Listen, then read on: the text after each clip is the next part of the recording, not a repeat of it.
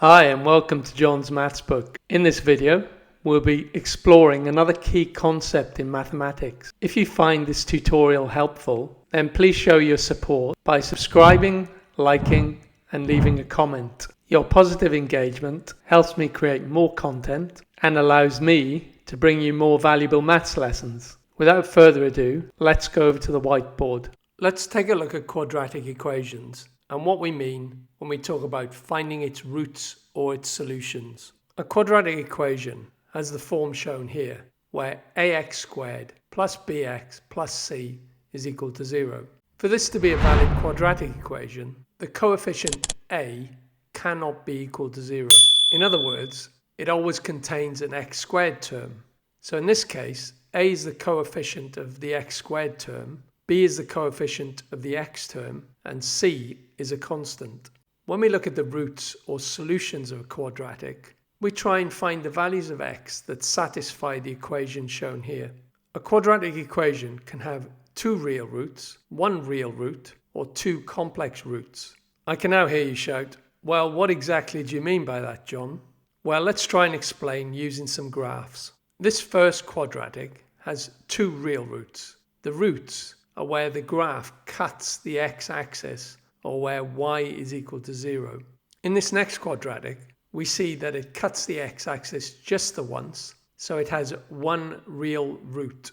And in this third example, we see that it does not cut the x-axis at all, and its roots are complex roots. So they involve complex numbers which have a real and imaginary part, where the imaginary part contains the square root of -1, also known as I. If you want to know more about complex numbers, I'll post a link to the playlist containing videos I created on the subject. Now we understand quadratic equations a little better, let's see if we can solve our quadratic shown here and derive a formula that we can apply to find the roots of a quadratic equation. So for this quadratic, we can start by subtracting c from both sides of the equation. This gives ax² plus bx is equal to -c. We can now divide both sides of the equation by the coefficient of the x² term, which in this case is a. And this leaves x² plus b over a times x is equal to -c divided by a. The next step in this process is key. We need to convert the left side of the equation into a perfect square trinomial, which has the general form x plus k all squared. This is known as completing the square. And to do this, we need to add a term to both sides of the equation. To complete the square, we take half of the x coefficient. So the x coefficient is b divided by a, shown here. So half of that is b divided by 2a. We then need to square this term, which gives b² divided by 4a², and then add this to both sides of the equation. And when we do this, we get x² plus b over a multiplied by x plus b² divided by 4 multiplied by a² is equal to b² divided by 4a² minus c divided by a. The left side of the equation now factors to give x plus b divided by 2a all squared. And on the right side of the equation, if we put the two fractions over a common denominator, we get b² minus 4ac divided by 4a².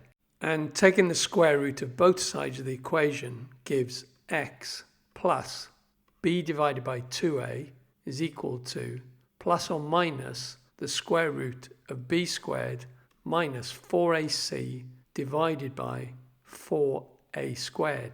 We can now take the square root of the denominator shown here as 4a² to give 2a and subtract b divided by 2a from both sides of the equation. And this leaves x is equal to minus b divided by 2a plus or minus the square root of b² minus 4ac divided by 2a. And if we put the right side of the equation over a common denominator, which in this case is 2a, we're left with x is equal to minus b plus or minus the square root of b squared minus 4ac all divided by 2a. And this is known as the quadratic formula. And it has the potential to find two roots of the quadratic equation. So the first root, x1, is equal to minus b plus the square root of b squared minus 4ac divided by 2a. And the second root, x2, is equal to minus b minus the square root of b squared minus 4ac divided by 2a. Now, looking at our formula, if b squared minus 4ac is greater than 0, then this means we have two real roots. And if b squared minus 4ac equals 0, then we have one real root. And finally, if b squared minus 4ac is less than 0, we have two complex roots. Now let's use the quadratic formula to find the roots of the quadratic equation 2x squared plus 2x minus 3 is equal to 0. So to apply the formula, we first need to identify a, b, and c. So a is the coefficient of the x squared term, so a is 2. B is the coefficient of the x term, so b is 2. And c is the constant, so c is minus 3. Plugging these numbers into the formula gives x equals minus 2 plus or minus the square root of 2 squared minus 4 multiplied by 2 multiplied by minus 3 divided by 2 multiplied by 2. This simplifies to x equals minus 2 plus or minus the square root of 28 all divided by 4. The square root of 28 simplifies to 2 multiplied by the square root of 7. So we have x is equal to minus 2 plus or minus 2 root 7 divided by 4.